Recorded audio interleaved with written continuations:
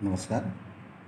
हिंदी विषय कक्षा 12वीं 9वीं कविता बाढ़ की संभावनाएं। गज़लकार का नाम है दुष्यंत कुमार।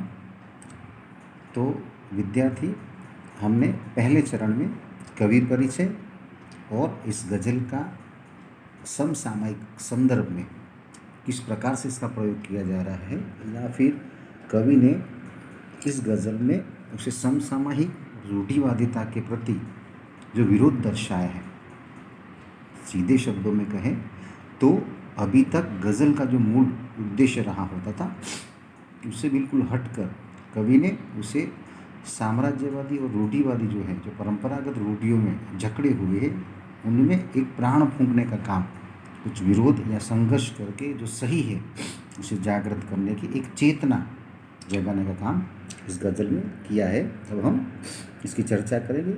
आप सभी किताब में ध्यान रखिए। देखिए, कवि कहते हैं, बाढ़ की संभावनाएं सामने हैं और नदियों के किनारे घर बने हैं। यहाँ पर गज़लकार कहते हैं कि बाढ़ की संभावनाएं, उस जगह की बात करते हैं कवि जहाँ पर कभी भी बाढ़ रूपी मुसीबतें आने की संभावनाएं सदैव बनी रहती है। फिर भी नदियों के किनारे घर बने हुए, लेकिन फिर भी हमने जहाँ भी देखा होगा वहाँ लगभग जो भी घर होते नदी के किनारे, जैसे कि हमारी सिंधु संस्कृति, सिंधु नदी के किनारे बसी हुई नदी संस्कृति मानी जाती है। तो यहाँ पर नदी या उसके पास में घर बनाने का या आशियाना बनाने का सीधा मतलब होता है कि पानी की वजह से आपकी जो तमाम जो आवश्यकताएं होती है, भोजन की, पानी की, अपने जानवरों को खिलाने पिलाने की, ये सारी व्यवस्थाएं वहाँ उपलब्ध हो जाती है। इसलिए हम वहीं पर बसेरा करना चाहते हैं या करते थे। हमारी संस्कृति की विरासत भी यही बात कहती है। लेकिन कवि का यहाँ जो मानना है कि जहाँ पर हमें पहले से पता है कि मुसीबतें आने वाली हैं और ये कभी भी आएगी, फिर भी वहाँ पर उस मुसीबत रूपी बाढ़ के किनारे पर घर बसाना, अपना गुजर बसर करना, अपना आशियाना बसाना, ये बहुत बड़ी बात होती है। क्योंकि कवि को ये पता है कि यहाँ पर कभी भी कुछ भी हो सकता है, फिर भी ये जिंदा दिल लोग हैं कि इनको पता है कि मुसीबत चाहे भले ही आएगी, लेकिन हम उनका सामना करेंगे और डट कर मुकाबला करेंगे और इसमें से अवश्य ही मार्ग ढूंढ निकालेंगे। और इसी भरोसे के साथ यहाँ पर ये लोग वहीं पर बसेरा करते जहाँ पर बाढ़ की संभावनाएं होती है। वहाँ पर कवि ने या गज़लकार ने जिंदा दिल जो इंसान होते हैं, जो संघर्ष का सामना करना चाहते हैं, जैसे हमने परिचय में भी देखा था कि कवि का यहाँ यही मकसद है कि हर व्यक्ति जो आम आदमी है उसमें चेतना का जागरण हो, संघर्ष करके जो परिणाम प्राप्त करते हैं।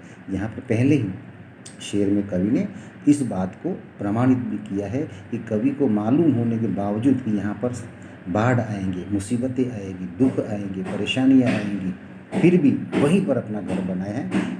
और इसलिए बना है कि उनको विश्वास है कि हम इनका मुकाबला, डट कर मुकाबला अवश्य ही करेंगे। दूसरा जो शेर है, कवि ये कहना चाहते हैं कि चीड़ वन में आंधियों की बात मत कर, इन दरख्तों के बहुत नाजुक तने हैं। चीड़ मतलब ये जंगल में होने वाले या पर्वतीय प्रदेश, खासकर ये चीड़ प्रकार का ऐसा पेड़ होता है जो बहुत लंबे होते हैं। उसके जो तने, जिसको गुजराती में आप थड़ कहते हैं, वो बहुत लंबे, तीड़ की ये जो वृक्ष होते हैं या पेड़ होते हैं वो बहुत लंबे होते हैं, बहुत ऊंचे होते हैं।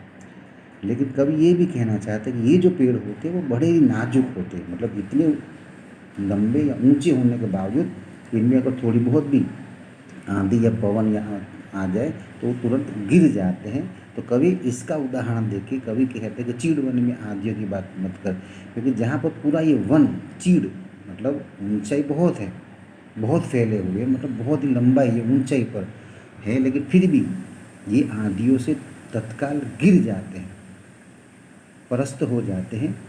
फिर भी कवि को ये कहना चाहते हैं कि जहाँ पर हम इसी स्थिति में रहते हो, जहाँ पर आपको मालूम है, जहाँ पर नाजुकता है कि आपको आंधी आने पर आपका ये चीड़ वन रूपी आपका संसार चकनाचूर हो जाएगा, फिर भी कवि ये कहते हैं कि आप वहाँ पर आकर कम से कम ऐसी बातें मत किया करो, क्योंकि इन दरख्तों के नाजुक तने होते हैं। दरख्त का मतलब पेड़।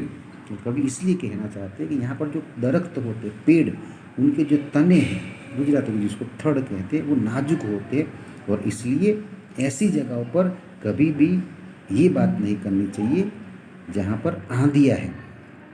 इसलिए क्योंकि तेज़ हवा के चलने पर भी वो टूटकर गिर जाने का अंदेशा होता है, और इसलिए जहाँ पर आपको पहले से जिस चीज़ का डर हो और जिस चीज़ से आपको डर लगता है, तो उसकी बात अगर आप बार बार करेंगे, लगातार करेंगे, तो आप जितने डरे हैं उससे भी ज़्यादा डरेंगे। इसलिए कवि कहते हैं कम से कम ऐसी स्थिति में आप आंधियों की बात या मुसीबतों की बात आप मत कीजिए। ये कवि का यहाँ पर कहने का मकसद है।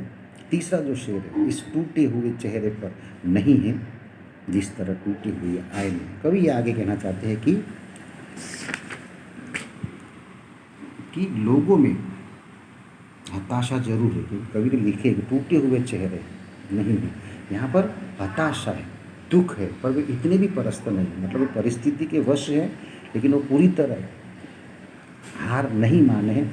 और इसलिए कवि ये कहते हैं कि ये जो टूटे चेहरे हैं ये बिल्कुल आईने की तरह टुकड़े टुकड़े हो गए, लेकिन फिर भी जिस प्रकार से आईने के हर टुकड़े में आप चेहरा देख सकते हो, उसी प्रकार से इस टूटे हुए चेहरे में भी कवि को कहीं ना कहीं आशा की किरण नजर आती है। और इसलिए टूटे हुए आईने टुकड़े टुकड़े होने पर भी कवि को ये मालूम है कि ये सब टूट जाने के बावजूद ये कुछ कर पाएंगे। अगर वक्त आया तो भले वो हताश है, लेकिन वो हारे नहीं हैं। हताश जरूर है, दुखी जरूर है, लेकिन हारे नहीं है। उनके अंदर अभी भी जान है, अभी भी अपने मकसद में कामयाब हो सकते हैं। और इसलिए कवि ने इस तीसरे शेर में चेहरे, मतलब ऐसे लोग जो अपनी परिस्थितियों से, अपने विपरीत संयोग से दुखी हैं, हताश हैं, लेकिन फिर भी, और ये कैसे दुखी है, जैसे टूटे हुए आईने हैं। लेकिन यहाँ पर तो ये इंसानों की बात करते हैं। इंसान ऐसे नहीं है, हताश जरूर है, लेकिन वो मायूस नहीं है, वो हारा है, लेकिन वो टूटा नहीं, और इसका मार्ग वो अवश्य खोज निकालेगा। और इसीलिए कवि को इस बात का भरोसा है कि चाहे कुछ भी हो जाए, आज नहीं तो कल ये विपरीत परिस्थितियाँ दूर हट जाएगी, और इसमें से किसी न किसी रूप में वो मार्ग अवश्य खोज निकालेंगे। और ये भरोसा कवि को है, और इसीलिए हर एक स्थिति का सामना करना, केवल सामना ही नहीं, उनमें से संघर्ष करके मार्ग निकालना, वो भी हित के लिए, समाज के फायदे के लिए, समाज उपयोग के लिए, देश की भलाई के लिए, ये कवि को भरोसा है। ये हमने आज देखा। तीसरे चरण में हम बाकी के जो 3 शेर हैं उसकी चर्चा करेंगे। धन्यवाद।